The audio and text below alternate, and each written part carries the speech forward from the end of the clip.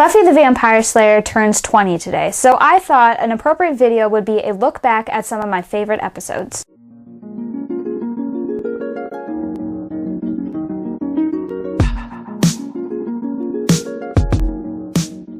I've had a couple rewatches of Buffy, and I found there are several episodes that I just plain old look forward to watching. Some of them do have a similar premise. What can I say? I enjoy a good AU. So here's a list of my top 10 personal favorite episodes that I just enjoy watching. Number 10, Halloween. A good episode for many reasons. First, the whole become your costumes thing is classic, and it's one of the reasons I would almost call this a standalone episode that you could laugh with some friends, even if they aren't already fans of the show. There's also a bit of a hint at the lore with a preview into Angel's past.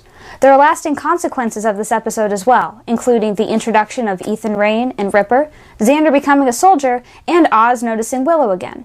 But it's also funny to see these characters as complete opposites. What do we do? Number 9, Something Blue. A funny but also important episode. It shows that Willow is not the most reliable when controlling magic, and continues the small running story that she isn't the best witch from the earlier seasons, but also sets up the whole extremely powerful addict path the later seasons will take. The Spuffy angle is funny, as this is the first time we'd see it so blatantly, and this is probably when I realized, yeah, I ship them. The chemistry between the actors was great, and it seems so natural. Can I be blind too? Number 8, Lies My Parents Told Me. I just love the title of this episode, with its implications to both Spike's mother and Giles. I'm also a sucker for historical bits and music. This has both. We get to see Spike and his mother finally, and we now see why his trigger is what it is. This is also the episode when Spike overcomes his trigger and he is now truly free. I just enjoy the whole story of the episode overall. There's no really funny moments, just a good story that's part of the non-stop track towards the series finale.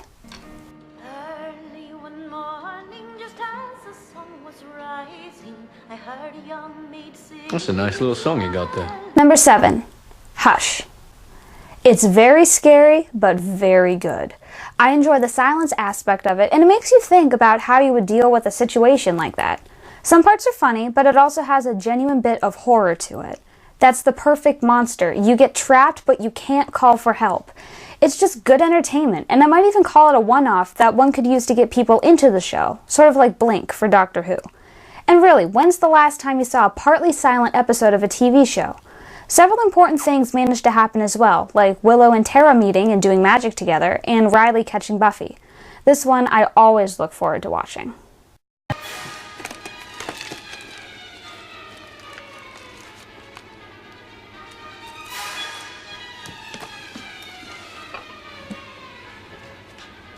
Number 6, Fool for Love. This is just a really interesting episode, and fun if paired with the Angel episode Darla, because then you get to see what was going on with Angel and Darla while Spike was doing his thing. It was also a little worrying to see Buffy get hurt in a regular fight against a regular vampire, something we've never seen before. We find out about Spike's past, see him become a vampire, and kill the two Slayers. This just adds layers to his character, especially his past as a romantic poet, and this comes up in subtle ways again and again as his romantic side peeks through. It's a good story that also hints a bit at the season finale. Part of you is desperate to know, what's it like? Where does it lead you? Number 5, Doppelgangland. Oh man, this episode has so many great, funny lines and deliveries. What else would you expect from a Whedon written and directed episode? I'm eating this now. It's not lunchtime. I don't even care. Princess Margaret here had a little trouble keeping up.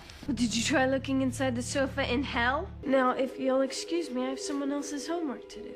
Say, you all didn't happen to do a bunch of drugs, did you? Can you believe the Watchers Council let this guy go? Oh yeah, I'm bad. I've heard before that this is Joss's favorite episode, and I can see why. I love the collision of worlds, the hilarity that ensues as Willow pretends to be evil, I'm a blood-sucking fiend. Look at my outfit. Angel nearly in tears trying to tell Buffy her best friend's dead when she's right there. We're right there with you, buddy. It's just so enjoyable to watch unfold, and this is one I watch when I want to laugh. That's me as a vampire? I'm so evil and skanky. And I think I'm kind of gay. Number 4, Restless. Just a cool episode. A lot of thought must have gone into the planning of the episode because it really follows the logic of dreams, the way one thing flows into the next and you believe it's real and it makes sense, but it also doesn't. It's interesting to see how the character's subconscious manifests themselves. Willow's is full of worry in school, Xander's has war and ladies, Giles is pretty much centered on Buffy, and Buffy's has much of what she just went through with Riley and Adam and the Initiative, but it all ties back to slaying. Also, can someone clear up what the purpose of the cheese guy was? The fact that he was in all their dreams freaked me out more than the first Slayer. Vampire! Buffy, you have a sacred birthright to protect mankind. Don't stick out your elbow. Number 3. Tabula Rasa. It's a very sad episode if you think about the ending, but in order to get there, it's a pretty funny episode. This is the episode when Willow, the girl you've loved and supported basically up until 10 minutes into the episode, does some magic one last time, and you want to grab her by the shoulders, shake her, and say, no. But it's just so entertaining watching the characters try to figure things out. The pairing of Giles and Anya is gold, as well as Spike and Giles.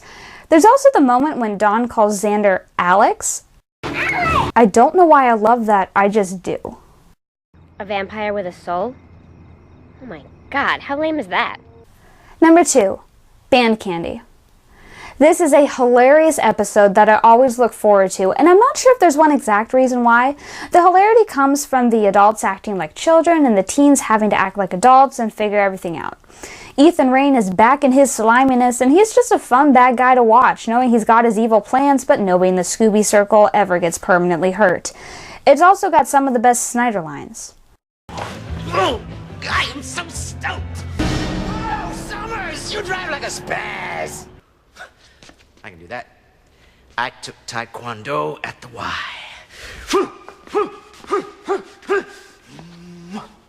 I'm not sure why this one strikes the chord of funny in me, but it does. So it's here in the number 2 spot.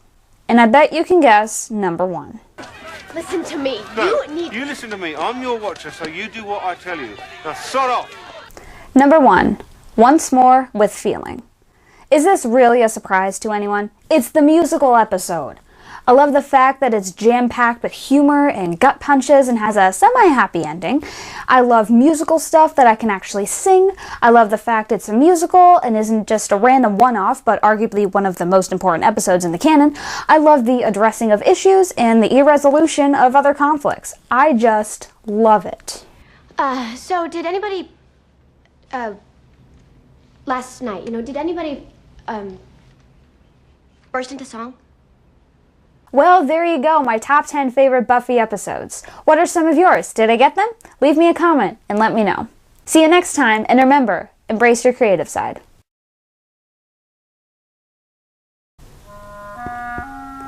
This is the man that I plan to entangle.